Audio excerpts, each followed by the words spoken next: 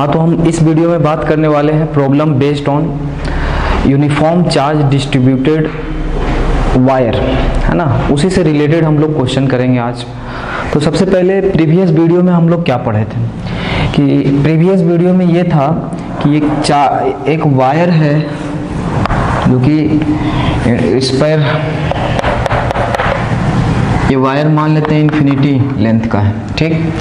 इस पे charge density है लैम्डा कूलम पर मीटर और मान लिया गया इस पर जो टोटल चार्ज है वो Q मान लेते हैं। सब जगह प्लस प्लस प्लस चार्ज है, माइनस भी रह सकता है, कोई मैटर ऐसा नहीं है ना। तो लैम्डा कूलम पर मीटर है, हर जगह यूनिफॉर्मली चार्ज डिस्ट्रीब्यूटेड है और यूनिफॉर्मली चार्ज डिस्ट्रीब्यूटेड है। और एक पॉइंट P था जो कि यहाँ से परपेंडिकुलर D डिस्टेंस पे है। इस P पॉइंट पे इन्फिनिटी वायर की वजह से हम इलेक्ट्रिक फील्ड निकाले थे और उस इलेक्ट्रिक फील्ड का वैल्यू कितना आया था, है ना। आप लोग को पता होगा कि जो E नेट आया था उसका डायरेक्शन इधर था E नेट का और उसका वैल्यू था 2c dash lambda by D. यहाँ तक कोई दिक्कत नहीं है। अच्छा, यहाँ पे इसी डायरेक्शन में E नेट है, इसीलिए क्योंकि इस तरफ का यानी y कंपोनेंट का एलिमेंट जो है एक दूसरे को कैंसिल आउट कर दिया था। अरे इसका इफेक्ट जो y की तरफ नीचे आया और इसका भी इफेक्ट जो ऊपर आया इस पॉइंट पे, वो एक दूसरे को क्या कर दिया था, कैंसिल कर दिया था। इसको हम डायग्राम बना के बताए थे आपको, ठीक। तो ई नेट इतना आ गया, इसको एक याद रखना है। दूसरा जो है इन्फिनिटी का था कहानी, ये इन्फिनिटी का तो हो गया। सेमी इन्फिनिटी का, सेमी इन्फिनिटी में क्या पढ़े थे? सेमी इन्फिनिटी में ये पढ़े थे कि एक वायर है जो कि सेमी इनफाइनाइट लेंथ का है और यहाँ से D डिस्टेंस पे एक पॉइंट P है। तो इस वायर की वजह से जो इलेक्ट्रिक फील्ड इस तरफ आया था यानी E परपेंडिकुलर इसको कह लो, वो C डैश लैम्डा बटा D आया था और E पैरेलल कह लो तो कितना आया था, E parallel C dash lambda by D। और देखो तो ये दोनों का रिजल्टेंट अगर निकालेंगे तो कितना लिख सकते हैं, यानी E नेट आप लिख सकते हो कितना, √2 C dash lambda by D। इतना तक कर लिए थे और यहीं से क्वेश्चन पूछता है। बहुत इंपॉर्टेंट कंसेप्ट हम लोग डील कर रहे हैं, ठीक। और देखो यहाँ के ऊपर पूरा लेंथ का वायर है ना, इन्फिनिटी लेंथ का, इधर कुछ नहीं है, जिसके वजह से इसका जो इफेक्ट है पैरेलल में यानी कि अलोंग y एक्सिस वो इधर आया, है ना। और इसका इफेक्ट तो इधर है, रहेगा ही नहीं, ठीक। यहाँ तक कोई दिक्कत नहीं। अब आइए हम बात करते हैं इसके ऊपर कुछ क्वेश्चन है। वो क्वेश्चन क्या था कि जैसे पहला क्वेश्चन मान लेते हैं, पहला क्वेश्चन आपका दिया हुआ है कितना जी, क्वेश्चन है ना। क्वेश्चन समझिएगा, ये सेमी इनफाइनाइट वायर है ये और एक ये, ठीक। और यहाँ पे एक पॉइंट दिया हुआ है जिसका कि कोऑर्डिनेट दोनों तरफ से मान लो ए है ना, ये भी बराबर और ये भी बराबर, मतलब ये दोनों कोऑर्डिनेट आपस में क्या है, बराबर। और इस पे जो चार्ज का डेंसिटी है लैम्डा कूलम पर मीटर और इस पे भी चार्ज का डेंसिटी है लैम्डा कूलम पर मीटर। इस पॉइंट का नाम हम दे देते हैं P। आपसे पूछ रहा है कि नेट इलेक्ट्रिक फील्ड बताइए किस पॉइंट पे, P पॉइंट पे।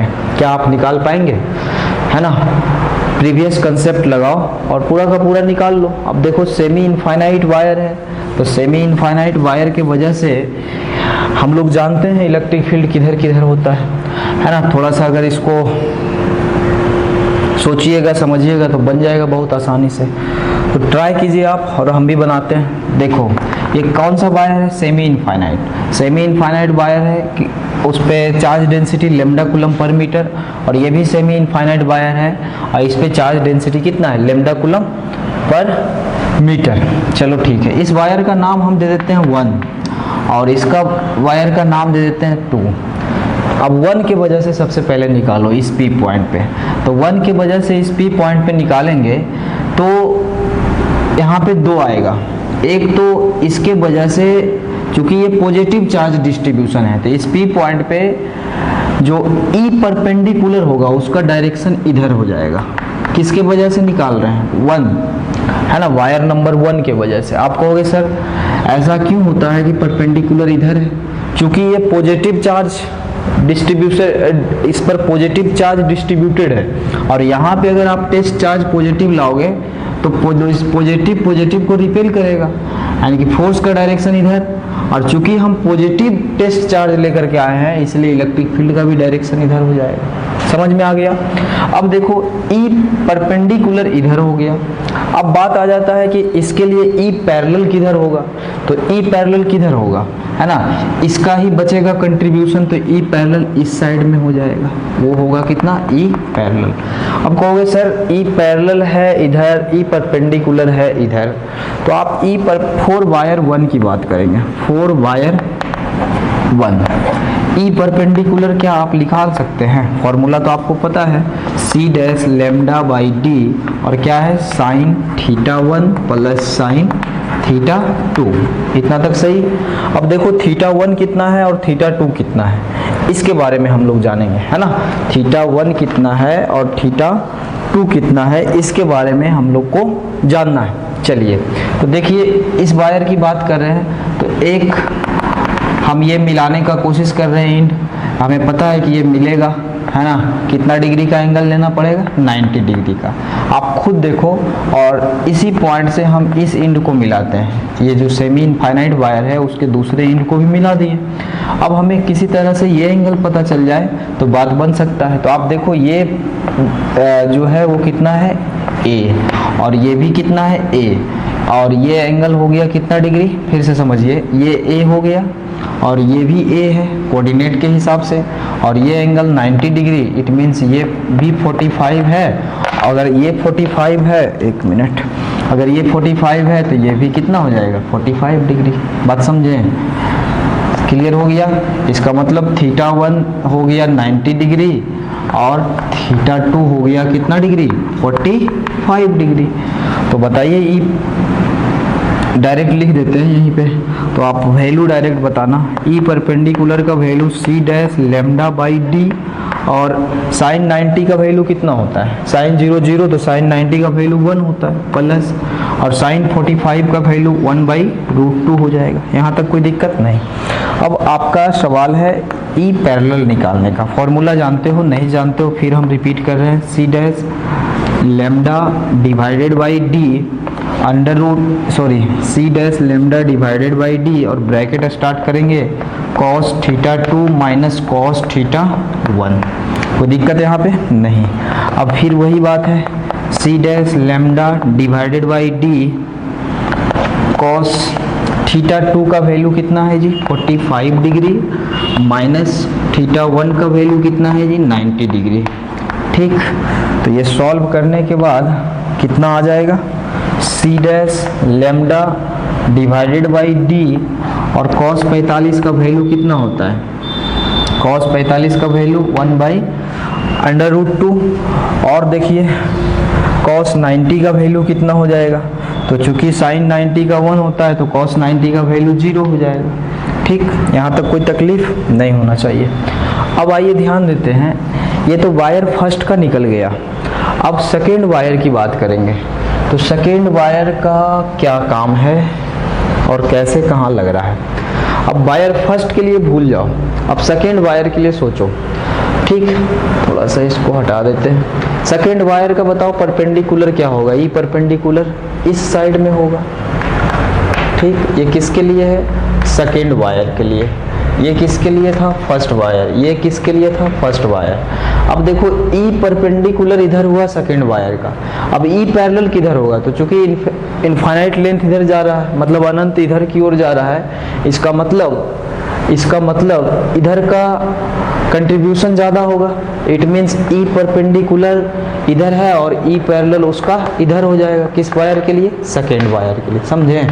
मेरा फिर से है कि सेमी इनफाइनाइट में इधर का कंट्रीब्यूशन होगा, इधर का ना होगा जी, इधर तो कुछ है ही नहीं बचा हुआ। अब सोचो, तो इधर का कंट्रीब्यूशन ज़्यादा होगा तो इट मीन्स आप ई पैरेलल इधर लिखोगे, और ई परपेंडिकुलर में तो कोई दिक्कत है ही नहीं। अब इसके लिए सोचना होगा, तो यहाँ भी थीटा 1 कितना हो जाएगा? 90 डिग्री, यहाँ भी θ1 हो जाएगा कितना 90 डिग्री। और θ2 के बारे में सोचते हैं तो देखो सेम सिचुएशन यहाँ भी एराइज हो रहा है ना। ये वाला और ये वाला कोऑर्डिनेट सेम है ना जी। और ये एंगल 90 डिग्री तो ये 45 हो जाएगा, 45 90 है ना। तो ये 90 ये 45 तो ये कितना बच जाएगा आप ही बताओ, 45 बच जाएगा। इसका मतलब θ2 का वैल्यू भी कितना आ गया 45। इट मीन्स ई परपेंडिकुलर कितना होगा, ई परपेंडिकुलर सेम होगा जितना ये है, यानी c dash lambda divided by D और 1 प्लस 1/√2। ठीक, और बताइए यहाँ तक में कोई दिक्कत तो नहीं हो रहा है किसी को। और ई परपेंडिकुलर हो गया और ई पैरेलल बताओ कितना होगा। ई पैरेलल सेम इतना ही है ना, ई पैरेलल भी सेम होगा, यानी कि c dash lambda by D और कितना 1/√2 -0 है तो 1/√2 हो जाएगा। ठीक, यहाँ तक कोई दिक्कत नहीं। अब चूंकि ई नेट चाहिए तो इसको सिर्फ देखो और वेक्टर के लिए काम करना है अब, यानी कि ई परपेंडिकुलर इधर है और इधर क्या है ई पैरेलल, इधर क्या है ई पैरेलल और इधर क्या है ई परपेंडिकुलर। हाँ, ई परपेंडिकुलर। अब कितने लोग इसको काट करके जीरो कर देंगे, ये जीरो नहीं होने वाला है क्योंकि इधर देखो ई परपेंडिकुलर है, ये ई पैरेलल है, इधर ई पैरेलल है और इधर ई परपेंडिकुलर है। तो आप वेक्टर से करोगे काम है ना। तो आप देख लो इधर ई परपेंडिकुलर का वैल्यू कितना आ रहा है, ई परपेंडिकुलर का वैल्यू। अच्छा, इसको ऐसे कोई तो लिख सकते हो ना, थोड़ा सा और कर लेंगे तो, यानी c dash lambda divided by D और इसके साथ मल्टीप्लाई हो जाएगा ये इसके साथ भी और इसके साथ भी, यानी कि 1/√2 c डैश लेमडा डी। अब देखो ई पैरेलल कितना है, c डैश लेमडा डी 1/√2 और ई परपेंडिकुलर कितना है, इतना है। तो इसका मतलब इधर ज़्यादा होगा, आप इसको माइनस कर दोगे, इधर वाले को प्लस लो इधर वाले को माइनस, तो ये दोनों को माइनस करोगे तो रिजल्टेंट तो इधर ही बचेगा ना। इसका मतलब ये हो गया, इधर रिजल्टेंट बचेगा है ना। ये दोनों की बात कर रहे हैं, ये ज़्यादा है ये कम है तो माइनस कर दो इसमें इसको, ये ज़्यादा ये कम। कैसे पता चला हमको, देखो ई परपेंडिकुलर इतना बड़ा डाटा और इसके बाद इतना, तो माइनस करेंगे तो ये वाला कट जाएगा तो इधर कितना बचेगा बताओ, c डैश लेमडा डी। अब ये दोनों की बात करना है तो ये दोनों में देखो ई परपेंडिकुलर इतना और इधर बचेगा है ना, इसके लिए भी इधर बचेगा, ई परपेंडिकुलर के साइड कितना बचेगा तो c डैश लेमडा डी। अब ये दोनों का रिजल्टेंट निकालो तो ये हो जाएगा ई नेट इस पोजीशन पे पी पॉइंट पे है ना।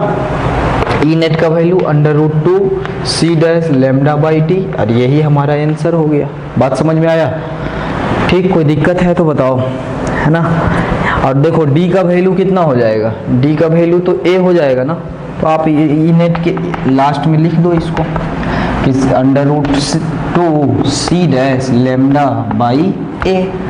अरे d का रोल कौन अदा कर रहा है, यही ना। और इसके लिए ये, तो ये भी दूरी a है ये भी दूरी a है, तो d को रिप्लेस करके हम वहाँ पे क्या लिख देंगे, a लिख देंगे। कोई दिक्कत यहाँ पे नहीं है ना। इसी तरह का एक और क्वेश्चन देंगे तो बना लीजिएगा। देखो इसमें है क्या चीज़, आपको ये दिमाग लगाना है कि किधर बचता है, यानी कि किधर इफेक्ट फैक्टर का बच जाता है और किधर θ1 मानना है किधर θ2 मानना है। बाकी सारा प्रोसेस आपके सामने, फैक्टर का ऑपरेशन है और थोड़ा सा वैल्यू को याद रखना होगा। अगर जनरल वैल्यू याद है तो बल्ले बल्ले, कोई दिक्कत ही नहीं है। ठीक, अगला क्वेश्चन दें, नोट कर लीजिए इसको, आगे बढ़ते हैं। एक क्वेश्चन और लेते हैं इसी के ऊपर, बस प्रैक्टिस करते जाओ है ना, बहुत अच्छा हो जाएगा। बुक में मिलेगा क्वेश्चन, मॉड्यूल में भी है, बनाइएगा बन जाएगा।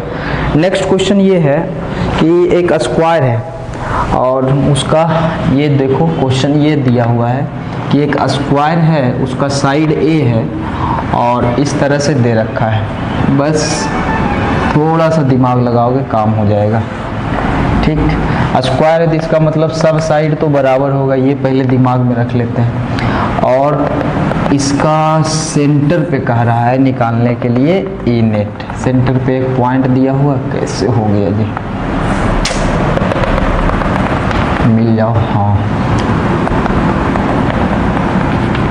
ठीक है, ये सेंटर पे दिया हुआ है पॉइंट और इसी यहीं पे इलेक्ट्रिक फील्ड कह रहा है निकालने के लिए, और अलग अलग चार्ज डेंसिटी दे दिया है। इसका चार्ज डेंसिटी जो है वो माइनस लेमडा कूलम पर मीटर, यानी कि इस पे माइनस का चार्ज डिस्ट्रीब्यूशन है, ठीक। और इधर दिया है, फिर इसका भी दिया हुआ है माइनस लेमडा, इसका भी है माइनस लेमडा कूलम पर मीटर, यानी इस पर भी माइनस चार्ज का डिस्ट्रीब्यूशन है। देखो अब इस पर जो दिया हुआ है वो प्लस लेमडा कूलम पर मीटर, यानी इस पे जो चार्ज का डिस्ट्रीब्यूशन है यानी वायर पे वो प्लस प्लस का है, और ऊपर भी दे रखा है लेमडा कूलम पर मीटर, किसका जी, प्लस प्लस का दिया हुआ है,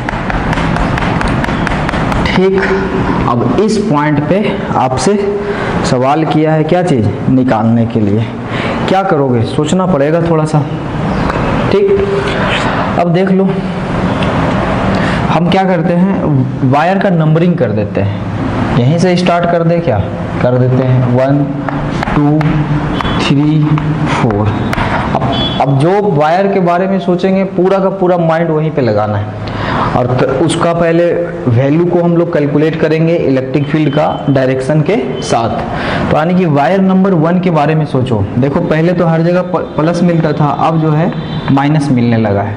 तो 1 के लिए हम सोच रहे हैं, तो पहले देखो यहाँ से एक लाइन ड्रॉ कर देते हैं। अब देखो ये पॉइंट P है जहाँ हमें इलेक्ट्रिक फील्ड निकालना है, तो ये क्या d डिस्टेंस का काम करेगा कि नहीं, ये d डिस्टेंस का काम करेगा। आप बोलोगे बिल्कुल सही बात है ना, ये किसका काम करेगा, d डिस्टेंस का, सोचते जाना। अब ये d डिस्टेंस का काम कर रहा है, ठीक। आप बताओ यहाँ पे ये एंगल कितना है 45 डिग्री, और ये एंगल भी कितना है 45 डिग्री, ठीक। तो इसके वजह से ई पैरेलल और ई परपेंडिकुलर आपको निकालना है, इसके वजह से ई पैरेलल और ई परपेंडिकुलर निकालना है।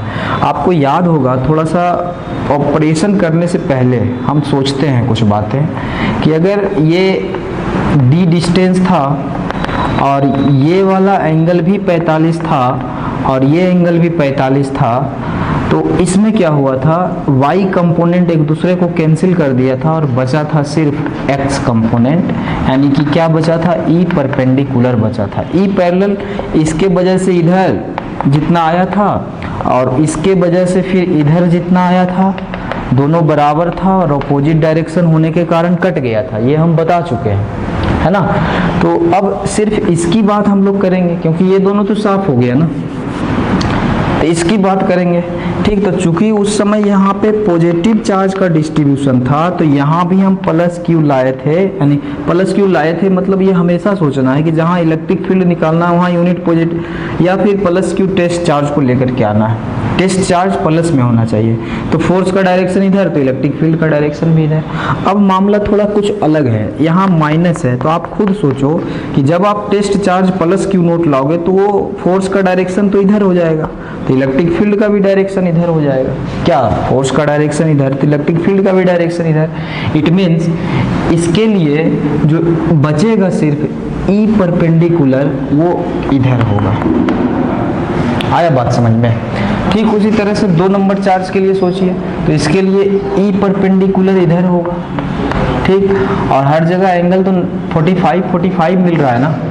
अब इसके लिए सोचो जी, सब जगह एंगल 45 है। अगर आप इसके लिए सोचिएगा तो बताओ, इसके लिए अगर आप सोचते हो तो ये तो रिपेल करेगा ना, क्योंकि ये पॉजिटिव चार्ज है, यहाँ भी हम टेस्ट चार्ज पॉजिटिव लेंगे तो ये रिपेल करेगा, यानी कि इधर ही डबल, यानी कि ई परपेंडिकुलर। अब इसके लिए सोचो तो ये भी धक्का इधर मारेगा फोर्स, क्योंकि पॉजिटिव चार्ज यहाँ पे टेस्ट चार्ज लाएंगे तो टेस्ट तो करना ही पॉजिटिव टेस्ट चार्ज को ही लेकर के, तो यहाँ से ये पॉजिटिव चार्ज है और यहाँ टेस्ट चार्ज रखा हुआ है, तो ये टेस्ट चार्ज को रिपेल करेगा। इट मीन्स जिस डायरेक्शन में फोर्स उसी डायरेक्शन में इलेक्ट्रिक फील्ड, यानी इधर ही इसका भी होगा ई परपेंडिकुलर। बात समझ में आया। काफ़ी हद तक बिना सॉल्व किए हुए हम लोग अप्रोच कर रहे हैं आंसर को लाने के लिए, अब शायद आ भी जाए। चलिए अब यहाँ देखो, इस पॉइंट पे दो इधर लग रहा है, ई परपेंडिकुलर और ई परपेंडिकुलर, यानी 2 ई परपेंडिकुलर लिख दिए, क्योंकि ई परपेंडिकुलर 2 बार लगा इधर। उसी तरह से इधर भी तो 2 बार लगा, तो इधर हम लिख दें 2 ई परपेंडिकुलर। ठीक, अब है सवाल कि ई परपेंडिकुलर कितना होगा। आपको सारा डाटा पता है। यहाँ पे बताओ θ1 कितना है।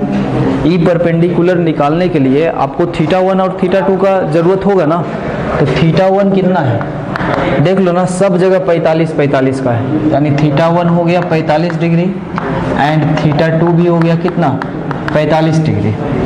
अब ई परपेंडिकुलर का फॉर्मूला में रख दो value c dash lambda by D और साइन θ1 प्लस साइन θ2। ठीक, थोड़ा स्पीड में चलो, ये सब बहुत सीख चुके हो। c dash lambda by D और साइन 45 डिग्री प्लस साइन कितना 45 डिग्री, कोई दिक्कत नहीं। अब E perpendicular c dash lambda by D और ये हो जाएगा 1/√2 प्लस 1/√2। ठीक, इसको सॉल्व करो तो c dash lambda by D और कितना हो जाएगा, √2 कॉमन ले लेंगे और 2। ठीक, अच्छा ये इस 2 को ध्यान दीजिएगा थोड़ा सा, इस 2 को हम √2 इंटू √2 लिख सकते हैं। √2 कैंसिल हो गया और ई परपेंडिकुलर बचा कितना c dash lambda by D और यानी कितना बच गया √2 c dash lambda by D. ठीक, अच्छा d का वैल्यू भी तो जान सकते हो ना। ये देखो तो ये a है तो ये इतना a/2, तो यही तो d का काम कर रहा है ये, या इसके लिए सोचो इस वायर के लिए तो ये d का काम कर रहा है, तो ये भी तो a/2 होगा। तो आप d के जगह पे a/2 रख दो, यानी कि E perpendicular is equal to a/2 रखोगे तो ऊपर चला जाएगा, यानी 2√2 c डैश लैम्डा बाई कितना a हो जाएगा। ठीक, यहाँ तक कोई दिक्कत नहीं। अब रख दो वैल्यू। अब देखो यहाँ पे इधर था 2e1, तो e1 इतना आया तो कितना हो जाएगा 2 दूना 4 √2 c dash lambda by a। इधर भी 2e1 है तो 2 से मल्टीप्लाई करके रख दो 4 √2 c dash lambda by a। अब दो वेक्टर देखो लग रहा है, सेम मैग्नीट्यूड का है और 90 डिग्री पे है, तो इसका रिजल्टेंट इधर हो जाएगा और √2 और एक वेक्टर किसी एक वेक्टर का मैग्नीट्यूड यानी 4√2 c dash lambda by a। अब करोगे सॉल्व तो डायरेक्ट हम यहाँ लिखते हैं ई नेट कितना आ जाएगा बताओ, √2 अंदर चला जाएगा है ना जी, तो √2 2 हो गया, यानी 4 दूना 8 c dash lambda divided by a।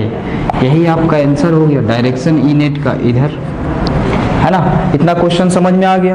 तो क्या लगता है इसमें बस वही है कि आपको ई परपेंडिकुलर और ई पैरेलल का फॉर्मूला आना चाहिए, θ1 θ2 कंसीडर करने के लिए आना चाहिए और वेक्टर का थोड़ा सा नॉलेज होना चाहिए, बाकी सारा चीज़ आसान है। ठीक, एक क्वेश्चन इसी के जैसा है ना, इसको मिटाते हैं। इसी के जैसा जो क्वेश्चन है, रहने दो कि जैसे मान लीजिए एक स्क्वायर है, इसका भी साइड A है, यानी मान लो लैम्डा कूलम पर मीटर इसका भी डेंसिटी दिया हुआ है, चार्ज डेंसिटी लैम्डा कूलम पर मीटर, इसका भी लैम्डा कूलम पर मीटर और इसका भी लैम्डा कूलम पर मीटर। ठीक, और कह रहा है कहाँ निकालने के लिए, सेंटर ऑफ द स्क्वायर पे, इस पॉइंट पे। तो देखिए ऐसे जब क्वेश्चन आए ना तो सबसे पहले सॉल्व करने से पहले सोचो इसके बारे में, हो सकता है कट के 0 भी हो जाएगा, आपका काम आसान कर देगा। क्या लग रहा है ई नेट क्या P पॉइंट पे 0 है या नहीं, देखते हैं। चलो चार्ज का पहले नंबरिंग कर लो, 1 2 3 4, एक के वजह से देखेंगे। और ये देखो D का काम करेगा, ये भी D का काम करेगा, ये भी D का, ये भी D का, और सब D भी इसमें बराबर। ठीक, और चूंकि लैम्डा कूलम पर मीटर दिया, इसका मतलब ये भी पॉजिटिव चार्ज है डिस्ट्रीब्यूटेड, ये भी पॉजिटिव चार्ज डिस्ट्रीब्यूटेड है इस वायर पे भी, और इस वायर पे भी पॉजिटिव चार्ज का डिस्ट्रीब्यूशन है, और इस वायर पे भी पॉजिटिव चार्ज का डिस्ट्रीब्यूशन है। ठीक, तो बताइए, और चूंकि 45 का मामला है, ये भी सोच लो 45 और 45 का मामला है, इसका मतलब पैरेलल कंपोनेंट एक दूसरे को कैंसिल कर देगा, सिर्फ और सिर्फ परपेंडिकुलर बचेगा। तो इसका परपेंडिकुलर इधर मान लेते हैं, ये ई परपेंडिकुलर है किस वायर के वजह से, एक वायर के वजह से, और यही ई नेट भी है क्योंकि ई पैरेलल एक दूसरे को कैंसिल कर देगा, है ना, क्योंकि जितना चार्ज डिस्ट्रीब्यूशन यहाँ से इस लाइन से जितना चार्ज डिस्ट्रीब्यूशन इधर है उतना ही इधर है, एक दूसरे को कैंसिल कर देगा पैरेलल कंपोनेंट को। तो ई नेट आया इस चार्ज के वजह से इधर, यानी कि ये चार्ज वायर फर्स्ट के वजह से ई नेट जो आया वो इधर है और उसको ई परपेंडिकुलर के फॉर्म में लिख दिए, कोई दिक्कत। अब दूसरे के बारे में सोचिए, क्योंकि यहाँ पे तो टेस्ट चार्ज पॉजिटिव में मन ही मन ला चुके हैं, तो इसका भी इधर की ओर हो जाएगा, दूसरा का कितना हो जाएगा ई परपेंडिकुलर, और ये 2 नंबर चार्ज के वजह से। तीसरा के बारे में सोचो तो क्या ये इधर होगा ई परपेंडिकुलर, तीसरा नंबर चार्ज के वजह से। चौथा सोचो इधर होगा ई परपेंडिकुलर, चौथा नंबर चार्ज की वजह से, और सबका मैग्नीट्यूड सेम, डायरेक्शन एक दूसरे के अपोजिट, तो एक दूसरे को कैंसिल करेगा, और ई नेट जो है एट पॉइंट पी वो कितना हो जाएगा, 0 हो जाएगा। आप ऐसे क्वेश्चन को बिना सॉल्व किए आंसर ला सकते हैं, ठीक। इसके बाद भी है क्वेश्चन, है ना, इसको नोट कर लीजिए, उसके बाद आगे बढ़ते हैं। अब देखिए एक क्वेश्चन दिया हुआ है ना, क्वेश्चन क्या है कि find the velocity of Q at R2 position पे if it release from R1 position. Short form में लिखा हुआ क्वेश्चन है, समझिए ऐसे कि इधर जो है एक चार्ज्ड इन्फिनिटी वायर है जिसका कि चार्ज डेंसिटी लैम्डा कूलम पर मीटर है, ठीक, यानी इस पर पॉजिटिव चार्ज जो है along the length uniformly distributed है, ठीक। यहाँ से R1 पोजीशन पे यानी R1 डिस्टेंस पे एक चार्ज को रखा गया है ना, चिपका करके, या जैसे समझ लो उसका मास m है, एक पार्टिकल एक बॉडी का, और उस पे चार्ज कितना है q है, ये अभी यहाँ पे रेस्ट में, ठीक। उसके बाद सोचो इसको कि उसके बाद क्वेश्चन ये कह रहा है कि इसको रिलीज किया गया, तो ये इसका इनिशियल पोजीशन है, ये लिख दिए। अब रिलीज किया गया तो ये चार्ज पार्टिकल जो है यानी जिसका मास m है और जिस पर चार्ज q है वो इधर जाएगा कि इधर जाएगा, पहला सवाल तो ये बनता है। तो आपके मन में लग रहा होगा कि ये जाएगा तो किधर जाएगा, तो ले जाने का काम तो फोर्स करता है। अब सोचिए इसका इलेक्ट्रिक फील्ड इसके ऊपर फोर्स लगाएगा, बिल्कुल लगाएगा। तो अगर हम यहाँ पे ये प्लस q चार्ज है और इधर ये भी प्लस है, तो ऐसे भी सोचो ये प्लस प्लस को रिपेल करेगा, इसका मतलब ये इधर की ओर चलने लगेगा। तो ये चलने लगेगा तो ये चलते चलते पहुंच गया यहाँ पे जिसका कि पोजीशन दिया हुआ है R2, और अभी भी ये चल रहा है। तो एट पोजीशन R2 आपसे पूछ रहा है कि इसका वेलोसिटी कितना है, इसका वेलोसिटी कितना है, समझे बात को, ये वेलोसिटी आपको निकालना है। तो कैसे क्या करोगे, तो सबसे पहले यहाँ पे हम फोर्स निकालते हैं कि इस पर कितना फोर्स लग रहा है। फोर्स कैसे निकलेगा जी, तो फोर्स निकलेगा कैसे, हम लोग जानते हैं, वी नो दैट। यहाँ से सॉल्यूशन देखिए, अच्छा बताओ, इलेक्ट्रिक फील्ड बराबर F बटा Q पढ़ा था, है ना, फोर्स ऑन टेस्ट चार्ज बटा टेस्ट चार्ज। यहाँ से देखो तो इसलिए फोर्स बराबर कितना हो जाएगा, E और इंटू Q, ये फॉर्मूला है। तो हम जो है F नेट निकालने जा रहे हैं Q पे। तो सबसे पहले इस पॉइंट पे इसके वजह से इलेक्ट्रिक फील्ड बताओ तो कितना होगा। तो आप जानते हो कि electric field infinity charge length के वजह से होता है कितना, बोलो 2c dash lambda, 2c dash lambda divided by, यहाँ पे लिखते थे d, और उसके बाद ये हो गया q। यहाँ तक कोई दिक्कत नहीं। अब जो है ये d जो है वो डिस्टेंस था, है ना, यहाँ से जिस पॉइंट पे निकालना है। तो ये डिस्टेंस क्या यहाँ से यहाँ तक का d है, तो आप कहोगे नहीं यहाँ पे तो R1 है। बट ऐसे सोचो कि जैसे ही आप इसको रेस्ट से हटाओगे, है ना, तो ये धीरे धीरे आगे की ओर बढ़ना स्टार्ट करेगा। इट मीन्स आपका d चेंज होते जा रहा है। समझिए यहाँ पे जो है d क्या हो रहा है, चेंज हो रहा है, यानी वेरिएबल है। है ना, और वेरिएबल है तो फिर कैसे मामला निपटाएंगे, इंटीग्रेशन के हेल्प से। अगर डी चेंज हो रहा है इसका मतलब इलेक्ट्रिक फील्ड भी चेंज हो रहा होगा, इलेक्ट्रिक फील्ड चेंज हो रहा है इसका मतलब फोर्स भी चेंज हो रहा है। ठीक, तो सब में वेरिएबल है, इट मीन्स हमें क्या करना पड़ेगा, एक यहाँ से मान लेंगे कि r डिस्टेंस पे एक dr थिकनेस पे हम बात करेंगे, है ना। तो Fnet को हम लिख सकते हैं 2c dash lambda divided by r, मतलब ये जनरल पोजीशन r मान लिए और उसके बाद यहाँ q लिख दिए। यहाँ तक कोई दिक्कत नहीं। अब आगे समझिए, ये तो कंफर्म हो गया ना कि यहाँ पे d चेंज होने वाला है, d चेंज हो रहा है यानी कि जो यहाँ से डिस्टेंस है वो चेंज हो रहा है। इट मीन्स आप इलेक्ट्रिक फील्ड इसका चेंज होगा, इलेक्ट्रिक फील्ड चेंज हुआ तो ये फोर्स भी चेंज होने लगा, यानी कि सब का सब क्या है, वेरिएबल है। तो अगर वेरिएबल है तो हमारे पास वेरिएबल को सॉल्व करने के लिए एक ही रास्ता है, कौन सा जी, इंटीग्रेशन का।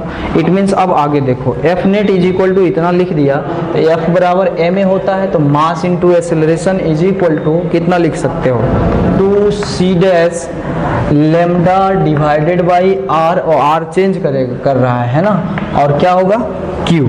कोई दिक्कत यहाँ तक नहीं है। अब देखो A बराबर क्या लिखाएगा, A बराबर तो 2c dash lambda divided by are, और A बराबर लिखेंगे तो यहाँ m हो जाएगा और ये Q रहेगा, Q को भी साथ रख लो, कोई दिक्कत तो नहीं होने वाला।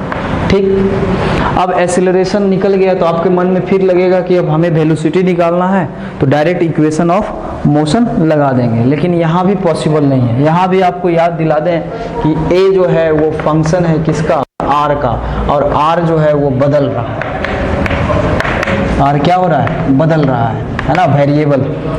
इट मीन्स हम डायरेक्ट इक्वेशन ऑफ मोशन नहीं लगा पाए। तो क्या a को आप लिख सकते हो, हमें वेलोसिटी चाहिए तो वेलोसिटी के फॉर्म में v dv बटा डी आर लिख सकते हो, है ना, is equal to 2c dash lambda q divided by M R. अब एक जाति का एक साइड कर दो तो यानी बचेगा v dv is equal to 2c dash lambda q, और उसके बाद d r divided by m into r. ठीक, अब यहाँ पे इंटीग्रेशन कर दो both side, integration both side, इसमें dv देखो है ना, डेरिवेटिव वेलोसिटी का है तो यहाँ पे वेलोसिटी का लिमिट लगेगा। तो शुरू में देखो वेलोसिटी ऑफ बॉडी 0 था यानी रेस्ट में था, और अब जाके मान लिया इस पोजीशन पे v, यहाँ देखो डी आर है तो इसका लगेगा लिमिट, तो r का लिमिट पहले r1 से चला था, अब r2 पे लास्ट पोजीशन r2 का है। ठीक, तो अब इसका जो है इंटीग्रेशन करोगे तो कितना आ जाएगा, v स्क्वायर बाई 2 और 0 से कितना v तक। ठीक, इज इक्वल टू इसमें जो कांस्टेंट टर्म में बाहर निकाले तो 2c dash lambda q divided by m, इतना कांस्टेंट है। अब इंटीग्रेशन आप करोगे किसका, लिमिट लिख दिए, इंटीग्रेशन डी आर बटा आर का करोगे तो देखो डी आर बटा आर का ln r आ जाएगा। इसको आप वैल्यू पुट करोगे यानी upper limit minus lower limit तो कितना आ जाएगा, v स्क्वायर बटा 2 is equal to 2c dash lambda q divided by m, और इसका आ जाएगा कितना, ln r, और लिमिट r1 से r2। चलिए एक बार और करते हैं, v square by 2 is equal to 2c dash lambda q divided by m, और इसको आप लिख सकते हैं ln r2 माइनस ln कितना, r1। एक प्रोसेस और बचा हुआ है। ठीक, यहाँ तक कोई दिक्कत नहीं है। फिर से एक बार समझिए, उसके बाद आगे बढ़ाते हैं इसको। देखो आपको क्या कह रहा था ये क्वेश्चन ये कह रहा था कि एक इन्फिनिटी लेंथ का वायर है और उस पर चार्ज जो है पॉजिटिव डिस्ट्रीब्यूटेड है, उसका चार्ज डेंसिटी जो है लैम्डा कूलम पर मीटर दिया हुआ है। यहाँ से r1 पोजीशन पे एक बॉडी है, पार्टिकल है, उसका मास m है, उस पर चार्ज q है। शुरू में वो रेस्ट में था, इसको यहाँ से रिलीज किया गया यानी यही इनिशियल पोजीशन है। अब वो फोर्स लगने की वजह से इधर की ओर मूव करने लगा धीरे धीरे, और जब वो पहुंचा r2 पोजीशन पे तो आपसे पूछ रहा है इस समय उसका वेलोसिटी कितना होगा। तो देखिए यहाँ पे सबसे पहले हम फोर्स का वैल्यू निकाल लिए। फोर्स का वैल्यू निकालें तो पता चला है ना कि इलेक्ट्रिक फील्ड इंटू क्यू करना पड़ेगा। इलेक्ट्रिक फील्ड का वैल्यू जब निकालें तो ये डी तो बदल रहा है हमेशा distance, it means D change होगा, इलेक्ट्रिक फील्ड चेंज होगा, फोर्स चेंज होगा। यानी फोर्स जो है वो फंक्शन है आर का वेरिएबल है। वेरिएबल है तो इसके लिए उपाय क्या है, इंटीग्रेशन का हेल्प लेना पड़ेगा। एफ नेट को हम एम ए लिखे, एक निकाल दिए। ए यहाँ डायरेक्ट इक्वेशन ऑफ मोशन नहीं लगा सकते हैं क्योंकि आर का फंक्शन है एक्सेलरेशन, यानी बदलने वाला है। एक्सेलरेशन जो है वो बदल रहा है, कांस्टेंट नहीं है। इसको एक्सेलरेशन को इस फॉर्मेट में लिखें, उसके बाद दोनों साइड इंटीग्रेट कर दिए। अब इंटीग्रेट किए तो इधर लिमिट जो है डीवी का यानी वेलोसिटी का लगेगा, तो जीरो पहले रेस्ट में था तो जीरो वेलोसिटी, अब यहाँ पे भी मान लिए, भी मान लिए। यहाँ देखो डी आर फंक्शन है तो आर का लिमिट लगेगा शुरू में R1 और लास्ट में R2 हो गया। सॉल्व करने के बाद यहाँ तक पहुँचे हैं। अब देखो इसके आगे बढ़ाते हैं, आंसर आ जाएगा। आंसर क्या है पहले निकाल लो इसको। अब देखो क्या इसको हम ऐसे लिख सकते हैं, v square is equal to 2 से मल्टीप्लाई कर दोगे 4 c dash lambda q divided by m, और इसको क्या ln R2 बाई R1 लिख सकते हो। यहाँ तक कोई दिक्कत नहीं। अब भी का वैल्यू पूछ रहा है ना, तो अंडर रूट कर दो पूरे में, 4 c dash lambda q by m ln R2 by R1, यही आंसर है। वेलोसिटी निकल गया है ना। आंसर देख लेते हैं, सी dash lambda q ln R2 by R1। ठीक है, यहाँ तक समझ में आ गया। यहाँ तक कोई दिक्कत नहीं होना चाहिए। और क्वेश्चन पे प्रैक्टिस कीजिए। एक और क्वेश्चन बताएंगे जिसमें कि टाइम पीरियड निकालना है, वो नेक्स्ट वीडियो में हम बताएंगे। ठीक, नोट कर लीजिए। Thank you.